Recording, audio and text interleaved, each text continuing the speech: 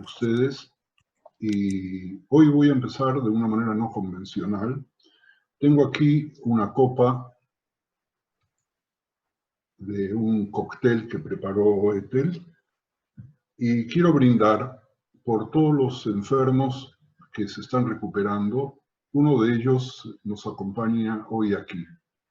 Y este Lejaim lo hago por todos los enfermos, particularmente por ti, que estuviste en la primera clase, enfermaste y ahora ya estás de salida de la enfermedad y nos puedes acompañar. Así que Lejaim, Jacob, Baruch atah Adonai Eloheinu melech haolam shekol nהיה bidbaro. Amén. Amén. Bueno, Muchas gracias, Rab, por favor. por ¿Me das? haberme acompañado durante estos días tan difíciles.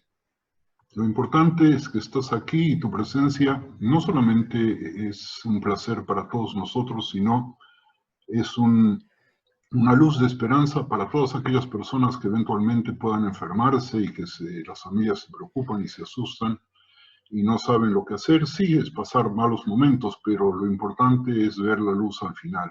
Así que esta reunión te la dedico a ti, Jaco, y a todos Muchas los gracias. Haverim que están conectados o que no están conectados y que conocemos y que no conocemos, que enfermaron y que han salido ya de la zona de peligro y están simplemente recomponiéndose. Muchas gracias, Rab, y gracias a Sem Por también. favor, empezamos nomás. Antes de comenzar a hablar del tema de Pesaj, quiero tocar una alajá que creo que es fundamental y que nosotros no le prestamos mucha atención. Y hoy, más que nunca, debemos tenerla presente. La mitzvah es la mitzvah de Pikuach Nefesh. ¿Qué quiere decir la mitzvah de Pikuach Nefesh? Nuestros Jajamim, amparados en un versículo de la Torah, nos enseñan algo muy simple, que en caso de duda, si una persona está enferma, está en peligro o en duda de enfermarse más y de sufrir más, esa mitzvah posterga y anula todas las otras mitzvot, y quien cumple con la mitzvah de Pikuach Nefesh puede comer y puede beber en Yom Kippur, puede trabajar en Shabbat, y todas las otras mitzvot quedan para un costado para que se puedan cumplir única y exclusivamente cuando la persona se recomponga. Y la mitzvah de Pikuach Nefesh es tan grande, pero tan grande, que cuando a veces es necesario en Yom Kippur, una persona se desmaya, hay que llevarla al hospital, no se sabe qué es lo que tiene, rápidamente el que se organiza y busca a alguien que tenga el auto y que tenga la llave y que viaje en Yom Kippur para llevarlo. Pero si esa persona que no cumple mitzvot va a llevar al presunto enfermo con riesgo, así sea con riesgo muy bajo, al hospital, le estamos regalando el cumplimiento de una mitzvah. Quien tiene que apurarse en cumplir con la mitzvah de salvar la vida es casualmente la persona que se preocupa mucho más que cualquier otra del cumplimiento de las mitzvot.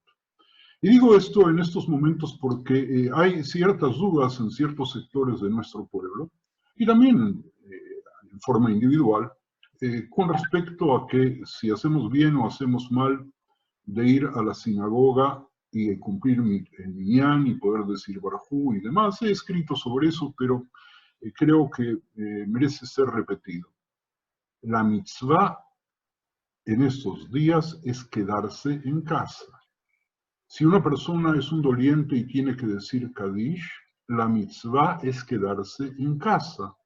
La mitzvah es no contagiarse y no contagiar a nadie más. Y digo esto y lo voy a repetir porque cada vez que se presenta una duda si cumplir o no cumplir con tal precepto o con cual otro, porque contradice las normas de las autoridades de salubridad, las normas de las autoridades de salubridad son anteriores al cumplimiento de cualquier mitzvah.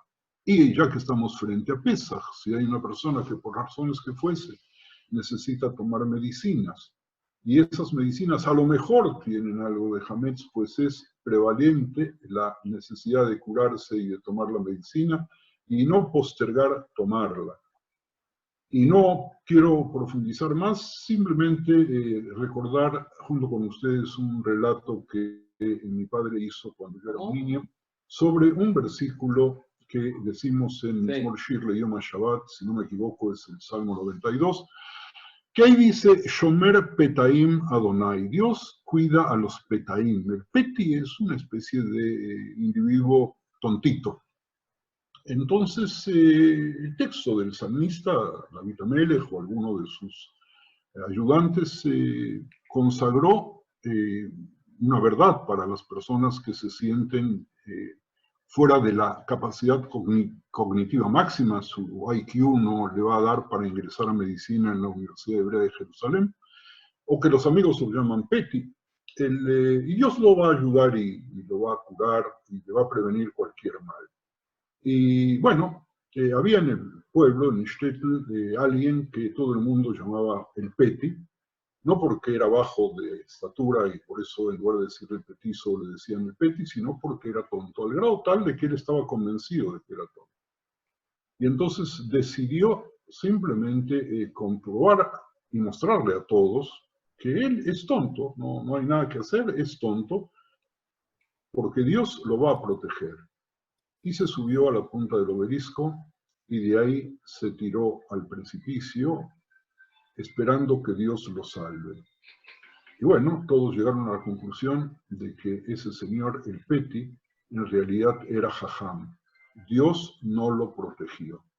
Y nosotros en esta época también tenemos una enorme cantidad de personas que entran en la característica del Peti, que confían que Dios les va a salvar de los errores que él va a cometer y que de alguna forma le va a dar algún tipo de vacuna.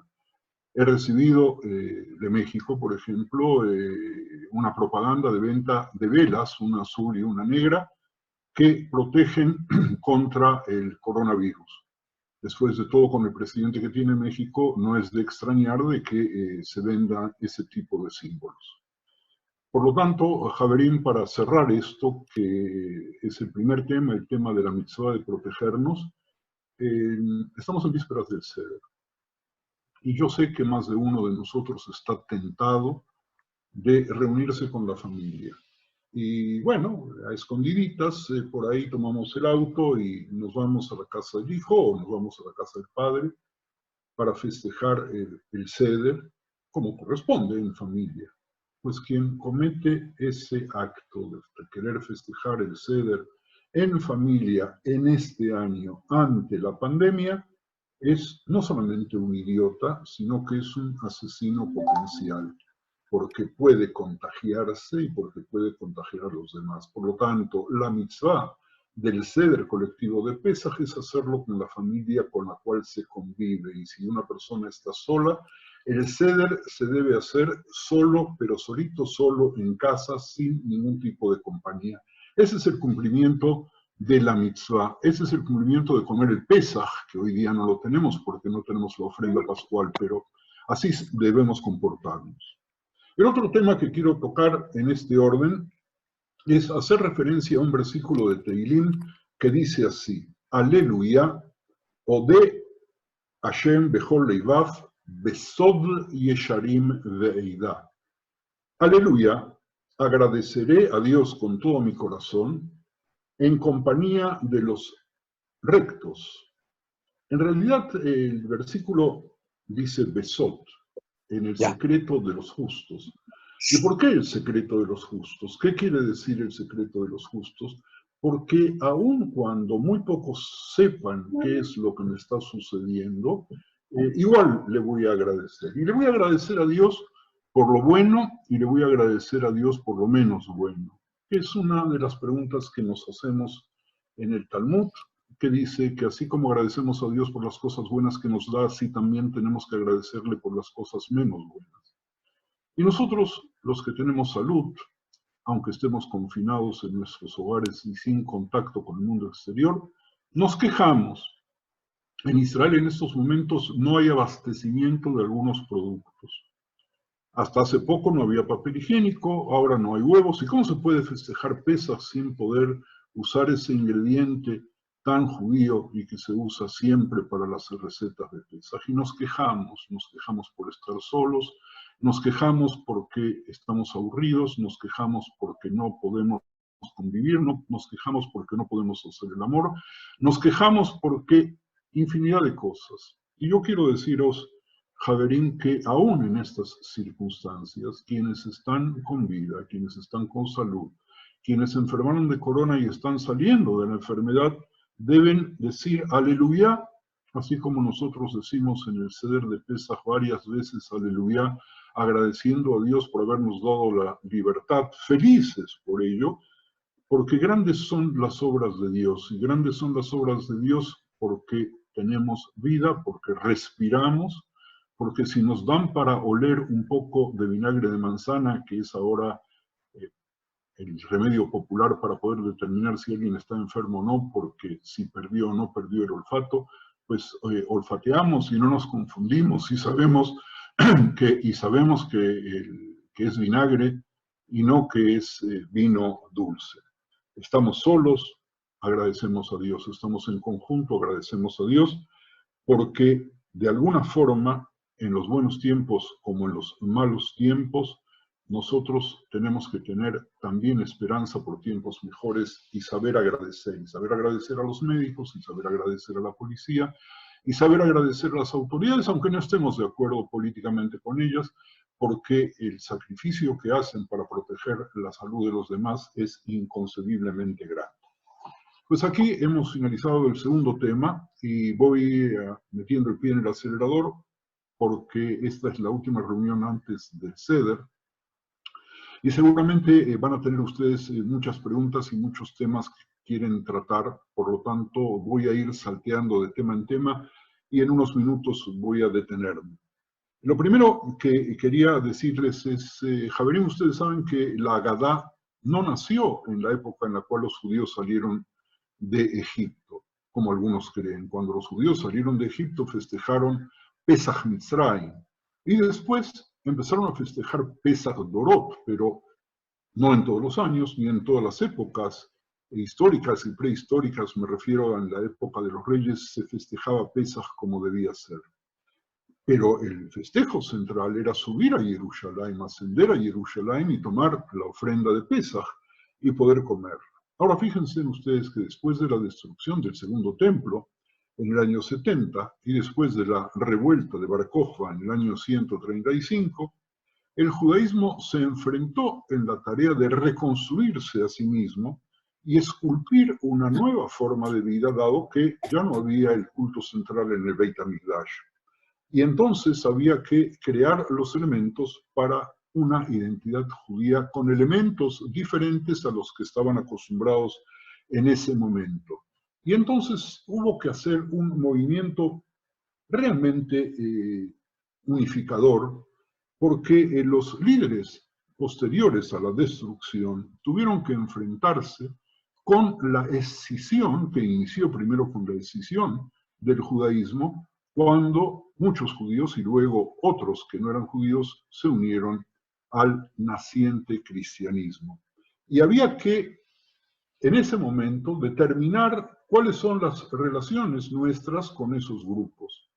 Y no voy a relacionarme a ese tema ahora porque me llevaría toda la hora, pero sí quiero deciros que de pronto hubo que construir algún tipo de costumbres y algún tipo de elementos para poder hacer una discusión teológica con aquellos que dejaban el judaísmo, porque apenas el inicio del cristianismo, una de las primeras mitzvot que se abolieron fue la del Brit Milá. Y nosotros a veces nos preguntamos por qué Moshe no aparece en la Agada de Pesaj, y una de las respuestas, una sola de las respuestas, es que, en definitiva, había que desaparecer a Moshe y decirle que nosotros salimos de Egipto no por manos de ningún ángel, ni por manos de ninguna persona, ni por manos de ningún hijo de Dios, sino que Dios en persona nos sacó.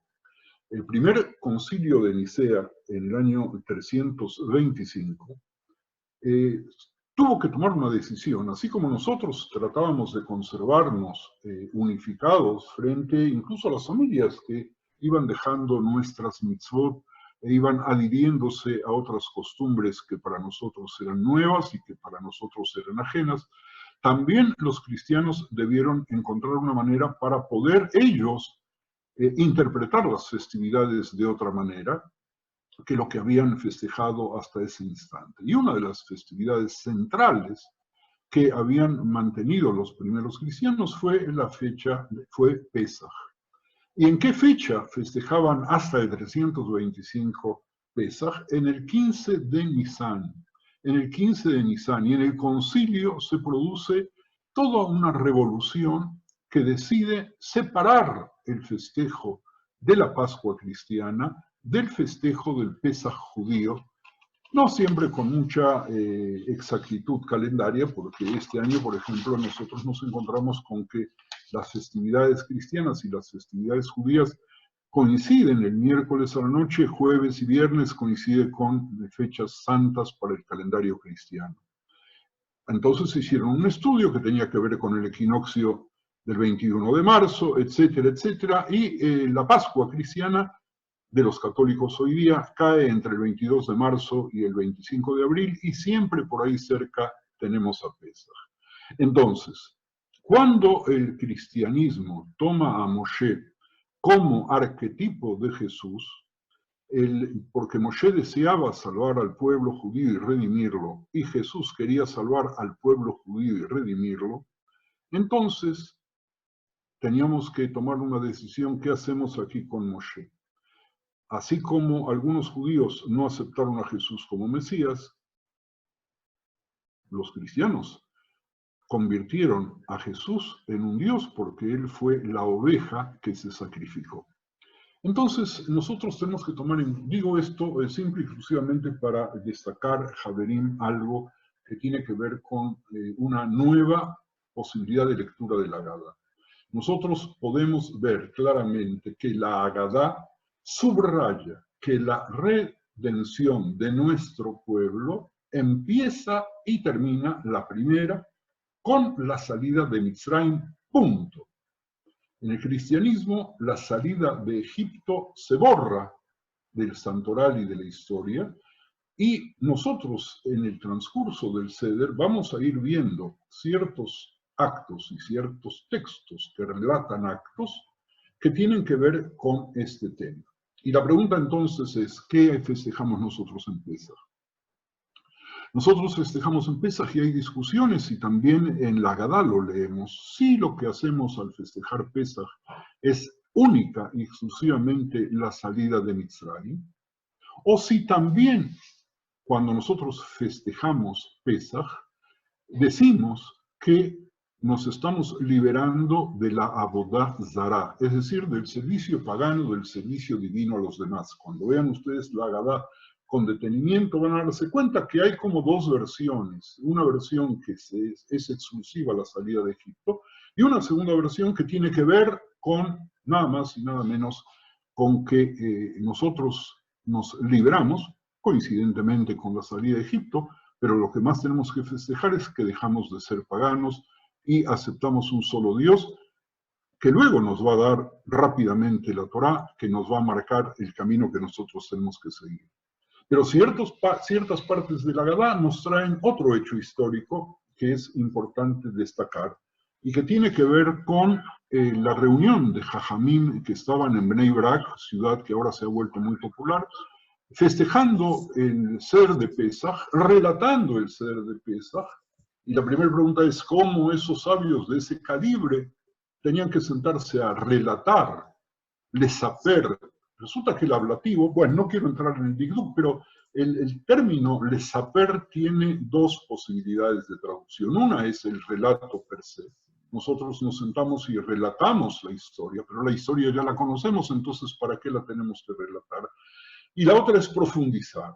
Lo que nosotros tenemos que hacer durante el Seder no es conformarnos con la lectura y el canto de los textos, sino la posibilidad de preguntarnos y discutir, porque de esa manera nosotros vamos a poder cumplir con la mitzvah de relatar la salida de Egipto. Y digo esto porque esos jajamim que estaban reunidos en Bnei Brak, resulta muy difícil comprender que se les había pasado la hora de tener que decir el Shema de la mañana.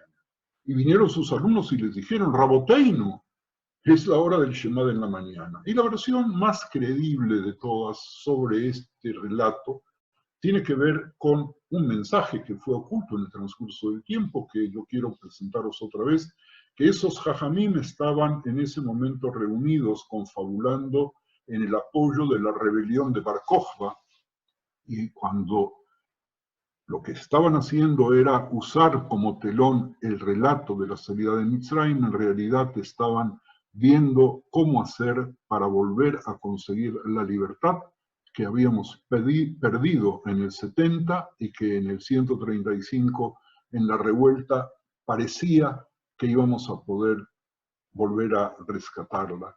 Pero, como todos sabemos también, la revuelta en ese momento se perdió y no tuvimos la suerte de liberarnos, porque la historia hubiera sido completamente diferente. Si la revuelta hubiera triunfado y nosotros hubiéramos mantenido la soberanía hasta el día de hoy, nuestro ser de hoy sería totalmente distinto, porque estaríamos otra vez con el sacrificio pascual, es decir, con el Corbán Pesaj, comiendo el Corbán Pesaj, y el relato hubiera sido un relato totalmente diferente al relato que nosotros hacemos. Cuando se escribe esta Agadá, o cuando empieza a decirse la Agadá más o menos como nosotros la tenemos hoy, pues tenemos que saber que en un principio no había Agadot. Las primeras Agadot quizás empiezan a escribirse por separado en la época de Rambam, porque algunos opinan que, si bien había relatos también en la época del Talmud, pareciese ser que recién como tal, el Seder empieza a armarse muchos años después. Y entonces, los manuscritos que nosotros tenemos hasta el día de hoy, los más antiguos, no son anteriores al siglo XIII. Por lo tanto, a lo mejor había algún tipo de manuscrito o había manuscritos diferentes, pero recién, tan tarde, empieza a ordenarse la Agadá básicamente, a la cual luego se van haciendo agregados de distinto tipo en el transcurso de la historia. Me detengo un segundito aquí para tomar agua, por si alguno de los Javerín quiere hacer alguna acotación o plantear alguna pregunta.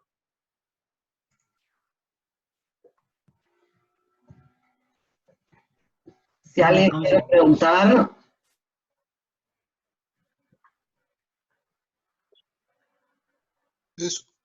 Para recapitular un segundito, el hecho que Moshe no aparece en el cuento, y etcétera, o sea, el cuento de la Agadá está moldeado como respuesta al concilio de Nicea. Hay algunos, Israel, que opinan, y esa línea de pensamiento es contemporánea, es nuestra de estos días, no tiene más de 20 o 25 años, que consideran que la Agadá de Pesaj, fragmento por fragmento, es una respuesta no solamente al concilio de Nicea, sino que es una discusión teológica con el cristianismo, sobre el significado de Pesaj, nuestro Pesaj, que recalca el proceso libertario, frente a la Pascua, que fíjense, paradojalmente el cristianismo, si bien no se hizo cargo del relato histórico de la salida de Egipto, sino que cambió ese relato por la redención a la cual hicimos referencia antes, le sigue llamándolo en casi todos los idiomas a Pesaj, y es decir, de que ahí nosotros tenemos una lucha por una lectura de los textos bíblicos que marcan un parteaguas que se había comenzado a marcar muchos años antes, pero que aquí asume ya la división radical, al grado tal que en el concilio, aquellos que insistían que la nueva Pascua debía festejarse el 15 de Nisan, se tuvieron que separar de la iglesia, porque los llamaban los decimoquintos, incluso les dieron un nombre, porque los consideraban judaizantes, porque temían, la mayoría del concilio temía que esa minoría quisiese rescatar el significado de Pesaj que tiene para nosotros los judíos. Y esa controversia teológica se marca o se destaca, siguiendo esa interpretación, por la ausencia de algún ser humano, porque el mismo texto de la Agadá dice que nosotros no fuimos redimidos excepto por la mano de Dios.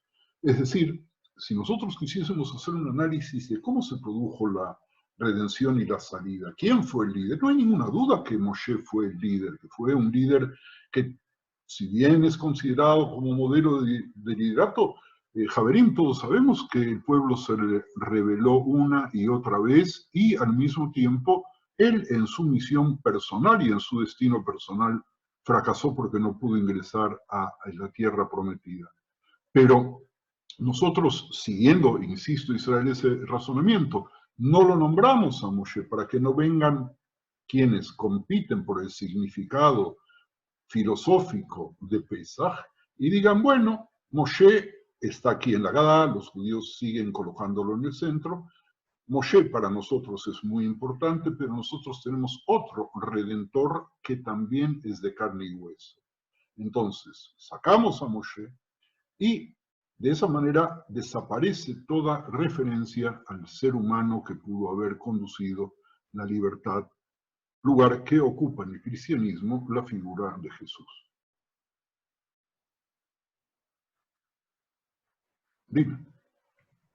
¿Alguien más quiere preguntar? Es ahora el momento, antes de que el Raf continúe con otro tema.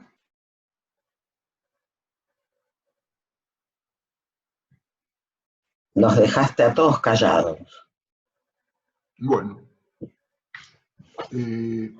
nosotros... Rabino, perdone, Sí. Samuel, una pregunta bienvenido. En relación, muchas gracias.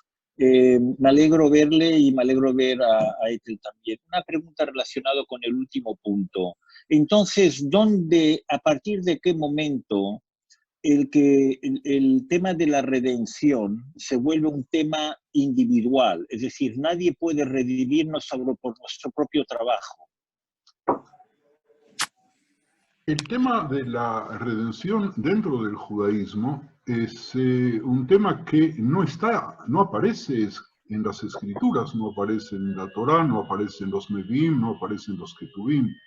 Las primeras referencias a la redención, que tiene que ver con quién tiene Helek, quién tiene lugar en el mundo venidero, recién aparece en el capítulo a Helek de la Gemara. Y ese proceso que tiene que ver ahí, y al cual hice referencia anterior, no niega que Moshe nos haya sacado o nos haya conducido en la primera liberación y la primera redención. Pero como casi todos los hechos históricos, nosotros no queremos ver la mano de Dios interfiriendo en nuestras elecciones porque habría una contradicción entre el libre albedrío que nos concedió y su decisión sobre nuestras acciones, porque si Él decide todas nuestras acciones, Él es el culpable del bien y es el culpable del mal. Sin embargo, siempre hay un fenómeno humano tras de eso. Y cuando nosotros hablamos de la redención en el judaísmo, el tema es bastante complicado, porque tantos judíos hay como opiniones sobre el tema y tanta literatura hay, fundamentalmente literatura moderna, alguna de la cual se ha vuelto apocalíptica y sin darse cuenta hace otra vez un puente teológico con el apocalipsis cristiano, cuando no tiene nada que ver. Hay algunos judíos incluso que opinan que este fenómeno de la pandemia tiene que ver con tiempos apocalípticos que anuncian inmediatamente la llegada del Mesías. Así que ese es un tema, Sam, que también sería interesante poder analizarlo, pero en forma exclusiva y deteniéndonos en ese punto en particular. Sí. Muchas gracias. Si entiendo lo que dirías es que el concepto como concepto de Geulá, de redención, es posterior. Es del periodo mishnaico, talmúdico y no del periodo bíblico. Aunque tengamos en la en los profetas una cierta visión del final de los días.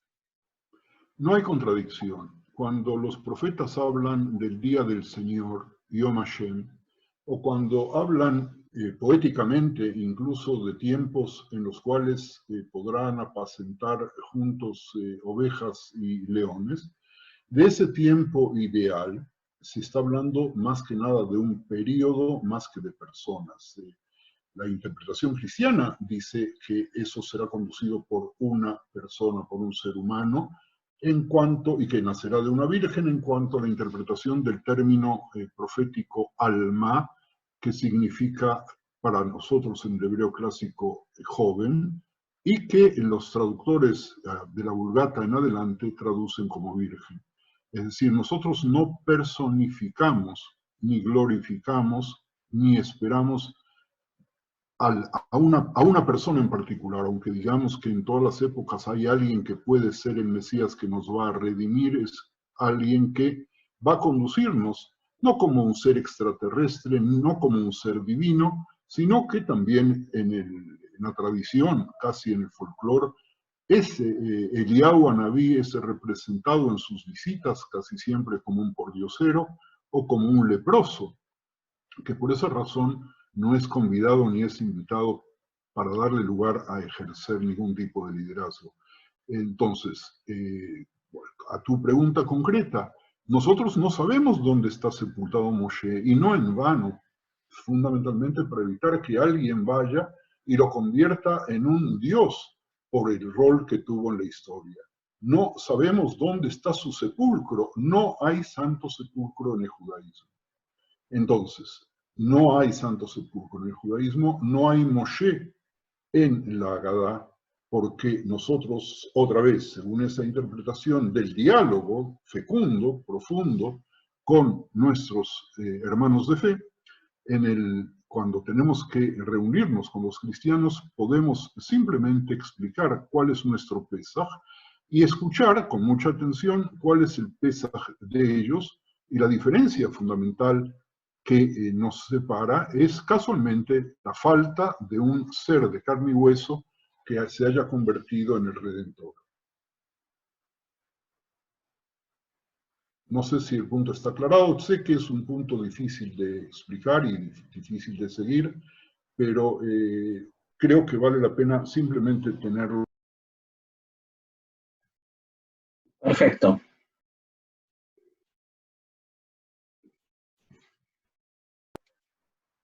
Avanzo un poquito más. Encontré un material budista que quiero compartir con ustedes, que a lo mejor les va a gustar. Y el material budista trae un dicho que tiene que ver con el apego. Y dice que el sufrimiento existencial que experimentamos se origina de nuestro apego a los objetos en este mundo, lo que nos hace esclavos de los objetos, de esos objetos. ¿Qué es el apego? ¿Por qué me apego a las personas o a las cosas, a las situaciones hasta que las convierto en necesarias en mi vida? ¿Por qué me hago dependiente de ellas hasta que me duela? Pues el budismo dice que el apego es un estado mental que distorsiona el objeto exagerando sus cualidades. Llego a convencerme de que el objeto es exactamente así, imprescindible en mi vida, y eso, antes o después, me va a llevar a sufrir, porque no hay nada que pueda estar siempre, permanentemente en mi vida. Y encima, llego a autoconvencerme de lo que siento por esos objetos es el amor. Pero el apego, dicen ellos, es el antiamor, así como el amor es el mejor antiapego.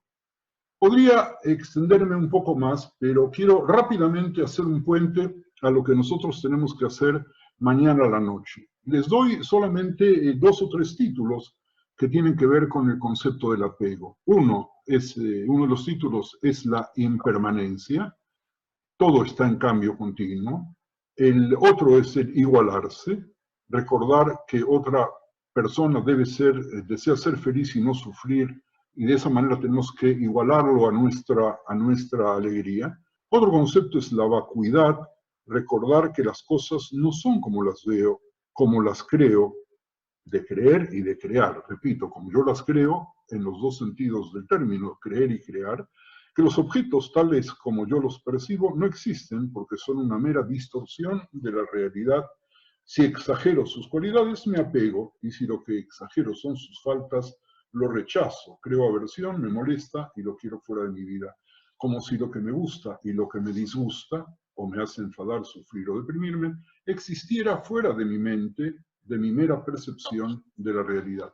Estas palabras que tomo de un pensamiento ajeno me llevan a la mitzvah que nosotros tenemos mañana, que es la mitzvah de Bibur Hametz. Nosotros mañana tenemos que revisar, aunque ya casualmente por el aislamiento, yo creo que nunca en la historia tantas veces se trapeó el mismo mosaico, la misma baldosa, y tantas veces se pasó el plumero por el mismo armario, como en estos tiempos de encierro. Mañana la noche previa a Pesaj, vamos a realizar la búsqueda del Hametz a la luz de una vela.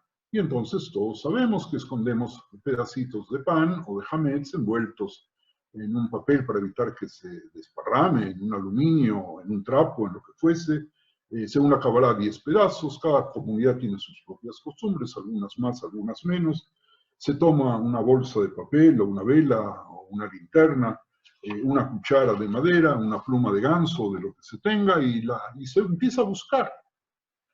Podemos decir, antes que nada, que es un ejercicio maravilloso para los niños. Y siempre queda algún pedazo por ahí escondido que nos va a obligar a volver a empezar a revisar. Y ya el Talmud hacía la pregunta, ¿qué pasa si nosotros hemos limpiado la casa de todo el hametz y de pronto vemos que un ratoncito va llevando un pedazo de pan en la boca, si tenemos que volver a revisar la casa?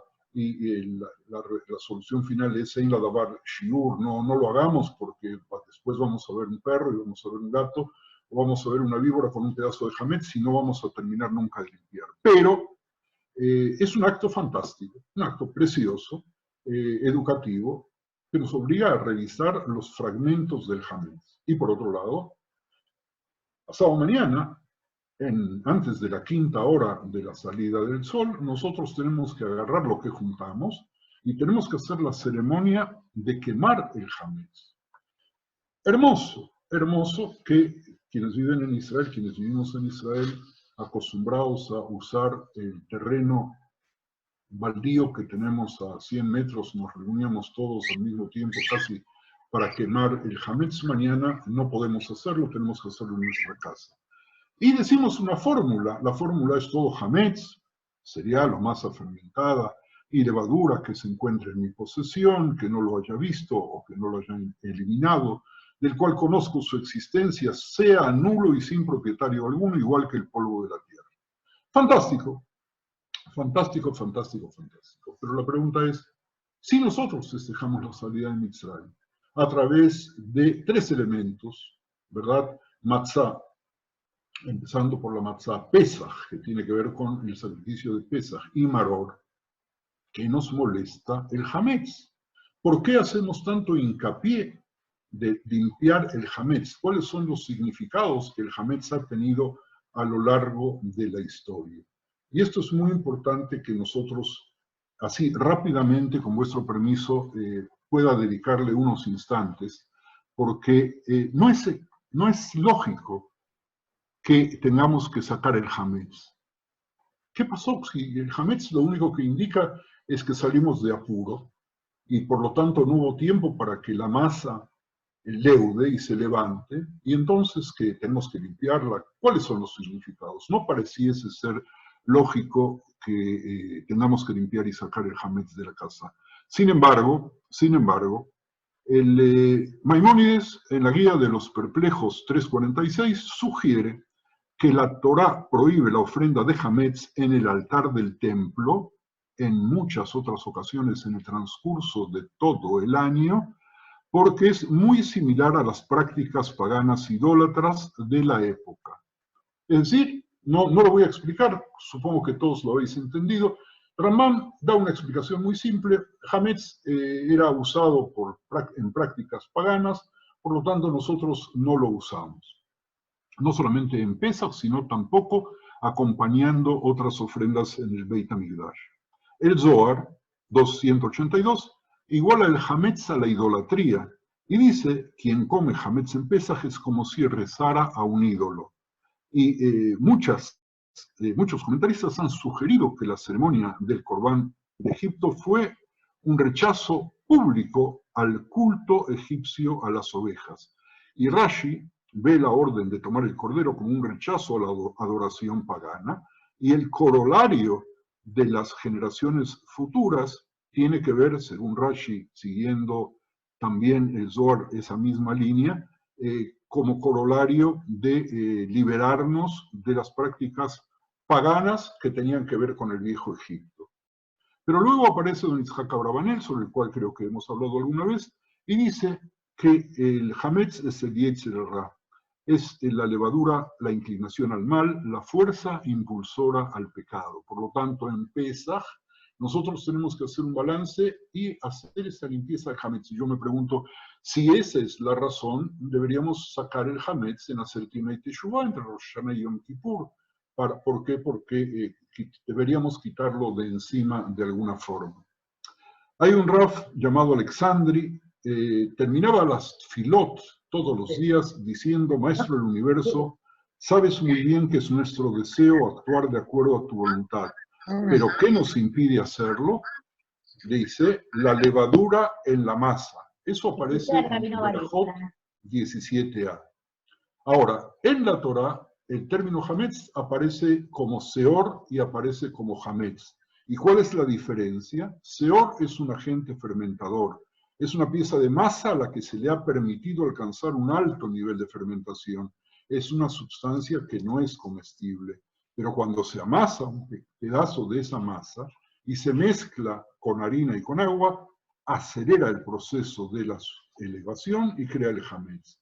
Entonces, Raf Alexandri ve una metáfora en los poderosos impulsos y pasiones inflamatorias que acechan dentro de nosotros. Nuestra mente tiene la capacidad de distorsionar la realidad de nuestra visión, inflar nuestros deseos y atraernos en direcciones que nunca tomaríamos si siguiéramos solo nuestro lado frío y racional. El impulso al mal fermenta y corrompe.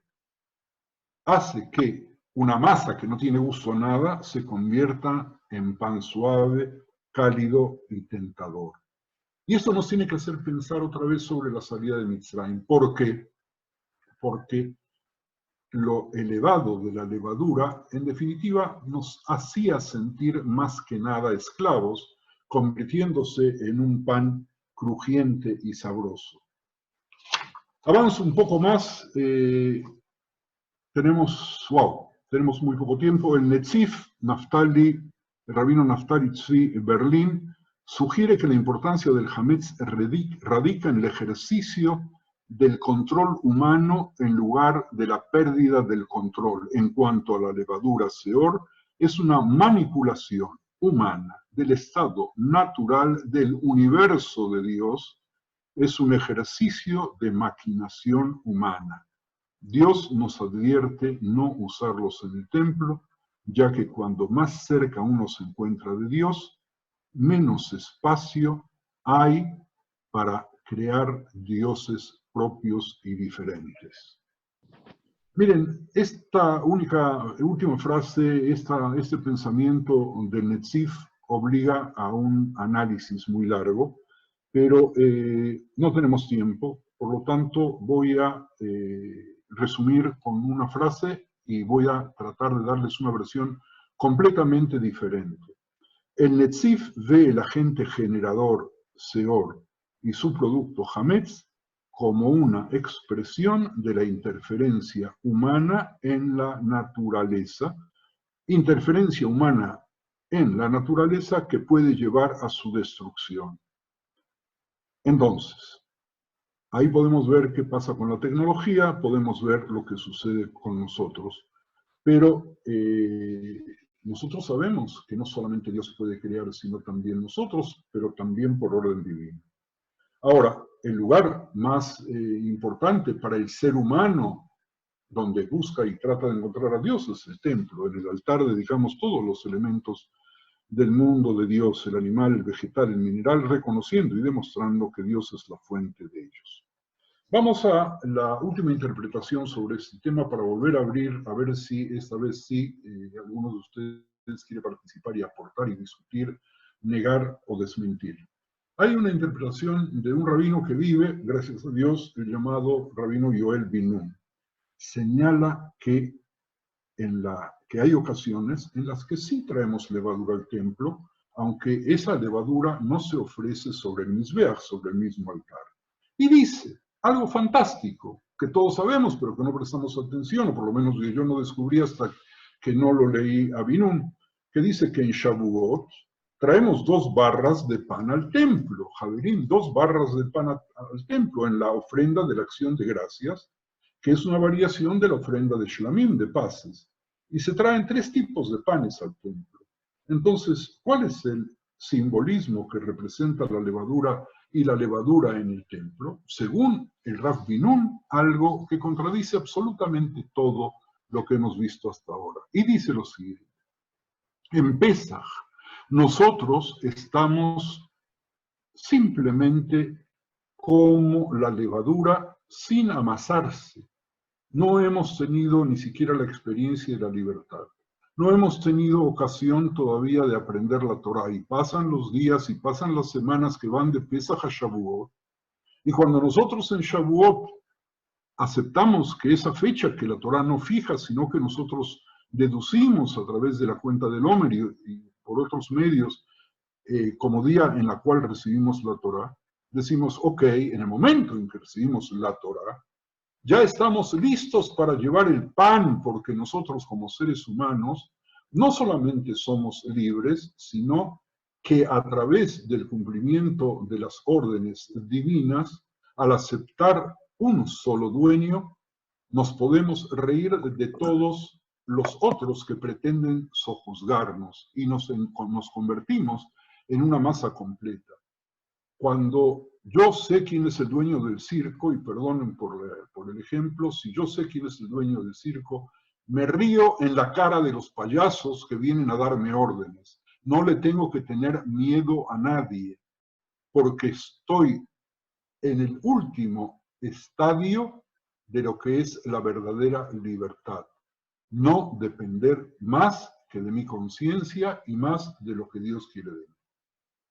Me detengo aquí, con vuestro permiso, para poder volver a abrir un poco los micrófonos.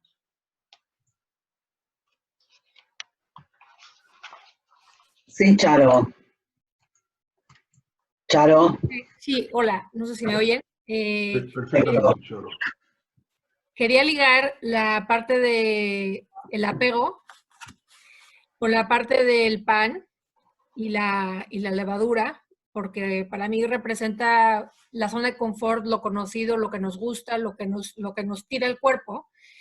Y si en Pesach lo que necesitamos es dar un salto y tenemos que salir, pues tenemos que soltar ese apego y liberarnos de la levadura y liberarnos de eso que se pega. Porque de hecho el pan cuando lo estás amasando se pega todo y es así como que se te pega. Y ya, y en Shavuot, como ya no es salir, sino que es recibir, es muy diferente. Cuando tienes que saltar, tienes que ir muy ligero. Y cuando vas a recibir, pues vas muy contento, y vas arreglado y vas feliz. Y ya está. ¿Qué opinan de Charo, de lo que opinó recién? Me parece que has comprendido perfectamente una de las posibilidades de interpretación realmente maravillosas. Si nosotros aprendiésemos a desapegarnos, es decir, de quitar y quemar el hametz. El hametz no es solamente el pan, sino que tenemos hametz en todo lo superfluo, en todas aquellas cosas que nos reunimos con ellas, que las acopiamos y las agarramos con toda la fuerza, pensando que las vamos a llevar con nosotros hasta la tumba. La liberación implica también sentirse alivianado de la carga, porque nosotros en Pirkei Avot decimos Marbe Nehasim, Marbe de Agá, ¿qué más bienes tenemos, más preocupaciones tenemos? Y este es el momento de entrar libertarios, como un esclavo recién salido que por ahí el dueño le dio alguna indemnización, pero que por el solo hecho de habernos liberado le tenemos que agradecer. Más preguntas, más comentarios, por favor. Rabino, perdón. Sí, sí, quiero hablar. Adelante. No se peleen. Israel y después Sam. No, respecto al tema del apego y el desapego, que a mí me parece que, no quiero meterme en un tema, pero me parece que justamente el judaísmo y el budismo son casi que antípodas en muchas cosas.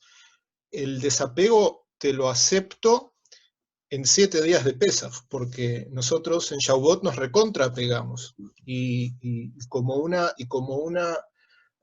hará, cuando dice el Bereshit que Jacob se quedó solo y peleó con el ángel, dice, ¿por qué se quedó solo? Porque se había quedado recogiendo cacharros pequeños que se había olvidado. Entonces, justamente, el judaísmo sí es de apego. La halajá siempre toma en cuenta que a vos te gusta tomar café en esa taza y no en otra. O sea, 7 días de desapego, sin tus keilim normales, sí. El desapego como shita, no. Ok, yo acepto eso y complemento, Israel, lo que tú dices con respecto a Sukkot. Si hay otra fiesta de desapego, y la fiesta central de desapego es ir a una cabaña cuando nosotros tenemos residencias hermosas y dormir en el piso por ahí con un colchoncito del ejército de jovencitos, y hacemos un poco de proporción. Yo me refería al tema del Hametz en general, como no hacía una crítica a la propiedad privada, porque ese es otro tema que tiene que ver con nosotros y que tiene que ver con el pensamiento filosófico de otros pueblos. Wow, Sam, ven, por favor, dime.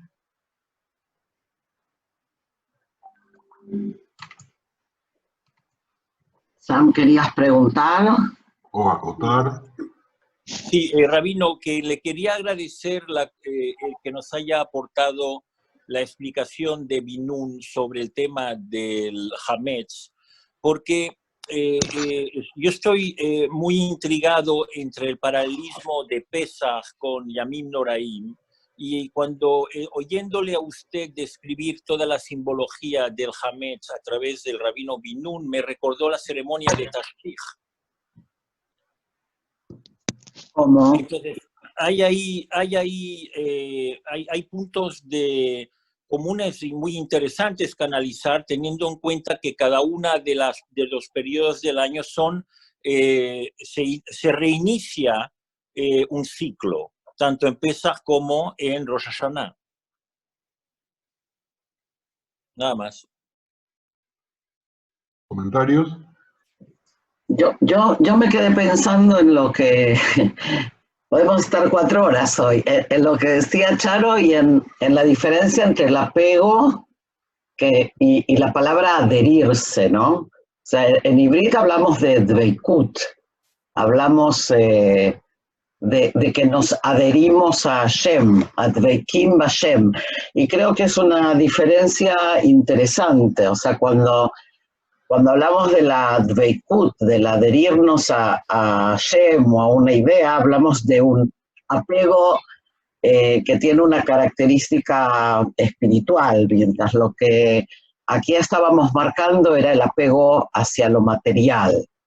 Y creo que es interesante este juego de palabras.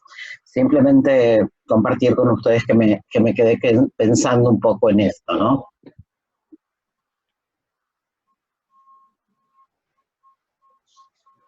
Javier, ¿es ahora o nunca? Así que si hay preguntas o comentarios antes de que el RAF haga su cierre, es ahora el momento. Sí, Isaac. A ver, no solamente está el apego a lo material, creo que está el apego a las personas también. Uh-huh. Y no solo a las familias, sino a las amistades. Lo digo por un dolor muy grande que tengo, haber perdido un amigo ayer, y pues sí, ahí siente uno un apego muy grande, ¿no? Muy fuerte. Yo quisiera que quizás sea, dado que no hablamos el mismo idioma, porque tú hablas caraqueño y yo todavía hablo porteño, decir de que el amor verdadero no puede ser pegado, porque en ese momento perdemos la perspectiva que hay un otro. Nosotros lo amamos libremente, dándole la libertad que nos ame y dándonos la libertad de amarlo con la mayor profundidad. Quizás en el español la palabra apego significa apegarse a un cacharro, como decía antes Israel muy bien, pues yo tomo el café de una sola taza, esa es mi taza, que nadie me la toque, y no hay ninguna explicación. Lo que tú sientes, Isaac, en estos momentos de profunda tristeza por la pérdida de una persona que quisiste profundamente, no es el apego que ahora se te despegó. Sientes la pérdida de un amigo que terminó su etapa vital, como todos nosotros en su momento la vamos a terminar, quién antes y quién después.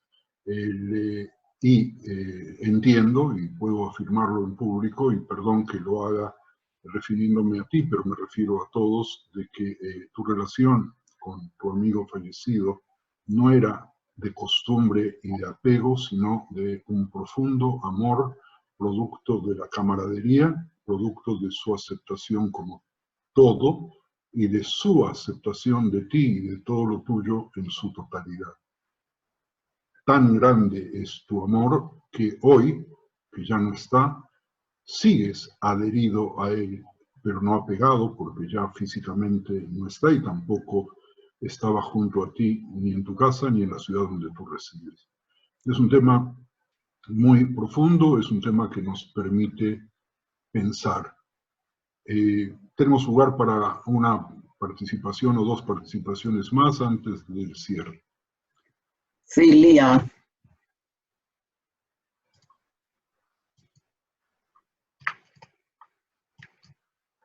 Lía, intenta abrir tu micrófono porque no podemos abrírtelo. Ahora. Ahora sí. Vale, hola, ¿cómo están? Bien. Es muy interesante este concepto de Dvekut, porque Dvekut es como el anhelo espiritual que es el fin mismo de todo lo que hacemos, en el sentido de mitzvot o de cumplir. Entonces, yo creo que es una cuestión de semántica, de traducción a lo mejor, para entender bien, porque a la final eso es lo que anhelamos, estar fusionados, unidos, no sé cuál sería la palabra, que en verdad no es apego, porque apego suena más a ego, a material. Y también hay un anhelo de libertad que empieza con lo material, se vuelve un poco complicado de entender, porque al final es un poquito esclavitud las mitzvot que hay que hacer, ¿no? Entonces, bueno, a ver si me dieran una interpretación más espiritual de todo este zaperoco, usando un término caraqueño de Pesaj. Lo primero que tenemos que decir es de que si nosotros convertimos la limpieza de la casa y la preparación del cedre en una esclavitud, estamos contradiciendo el espíritu de la fiesta. Una cosa es limpiar y otra cosa es otra cosa. Punto. La búsqueda de Dveikut con Dios, que tiene que ver con la Kavaná, primero, un primer paso, es poder establecer nuestras plegarias con la intención de manera tal de que lo que sale de nuestras bocas sea lo mismo que sale de nuestro corazón y llevarlo a las alturas de poder unirnos filosóficamente con Dios, porque si nos apegamos, entonces es como si lo convertimos en algo personal, lo convertimos en una especie de objeto. Y adherirse a Dios es tal cual como se dice en latín, en la imitatio Dei, es decir, poder imitar lo que nosotros humanos entendemos son sus características. Y si Él es piadoso, pues ser piadosos como Él. Y si Él es bondadoso, tratar de ser bondadoso como Él. Y si Él es justo, por lo menos queremos eso, ser justos como Él. Esa es la Dveikut. La Dveikut no hacia la figura de un Dios abstracto, incoloro, que no podemos pintar, que no podemos representar, que no debemos representar, tan abstracto que ni siquiera podemos pronunciar su nombre, pero sí podemos tomar su espíritu, el espíritu que nos insufló en el momento de nuestro nacimiento y que nosotros refrendamos en el momento de nuestra libertad, que nos permitió recibir la Torá, que es en definitiva el código que nos da las mismas escaleras que Jacob había soñado para subir hasta su esencia, y entonces ser verdaderos creyentes, pero creyentes para poder cumplir por amor lo que sabemos o suponemos es su deseo central, y para nosotros lograr el Tikkun Olam. Última participación y... No veo a nadie. ¿Hay alguien que quiera hablar? Charo, Israel, ¿alguien más? Yo solo quería un punto muy simple, Sí. que el apego para mí, como lo veo yo, lo de Pesaj, puede ser apego a lo que me esclaviza, no a lo que me da amor, a lo que me da libertad, a lo que me hace feliz. No sé, yo lo veo como apego a lo que me hace esclavo. Bien. Israel, ¿querías decir algo?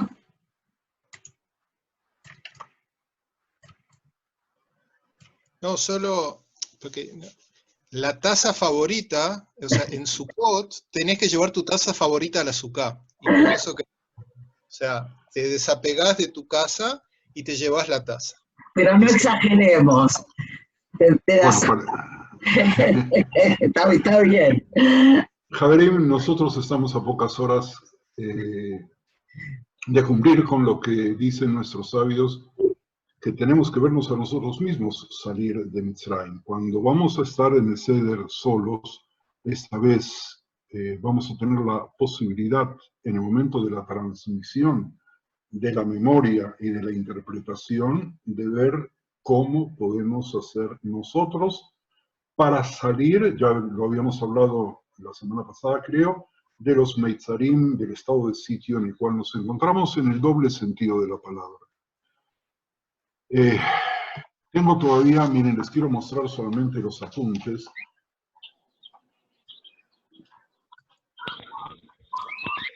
Unas cuantas hojas más, pero voy a leerles y quiero terminar leyendo. Algo que de casualidad llegamos aquí, pero no pensaba que iba a ser el final.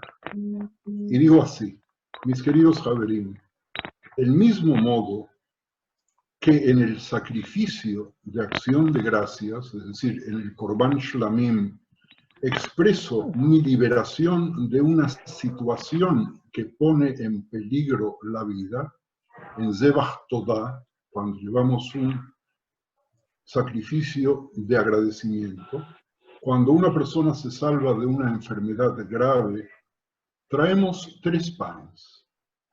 Una oblea de matzá totalmente plana, una especie de pan de pita sin levadura y un pan completamente levantado y alzado.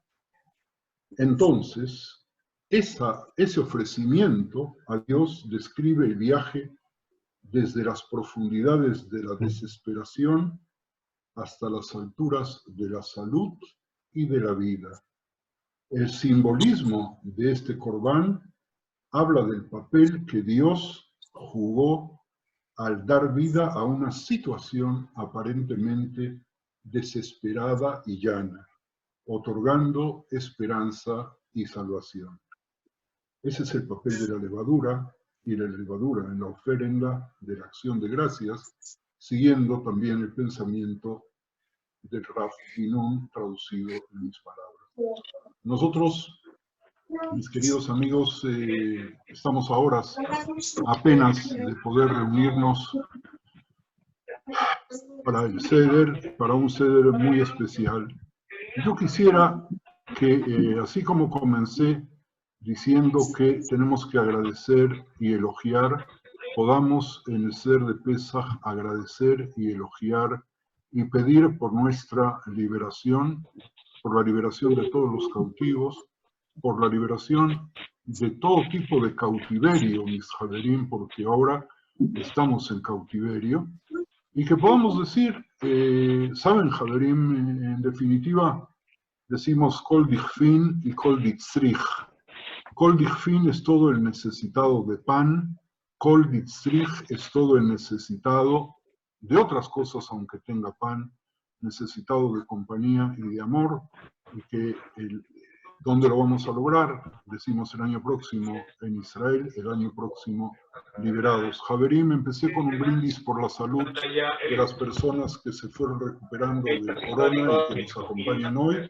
Y voy a terminar con otra vez un brindis deseando a todos Hag de Sameach y muchas gracias por el placer de haber compartido esta velada. Lejaim.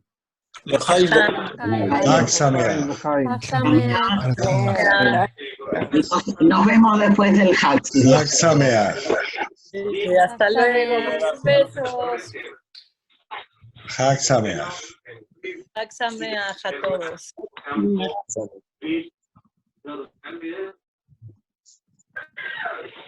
Gracias, Rav. Gracias a ustedes. Hag Sameach a todos. Hag Sameach a todos. Hag Sameach. Gracias, gracias. Hag Sameach. Hag Sameach.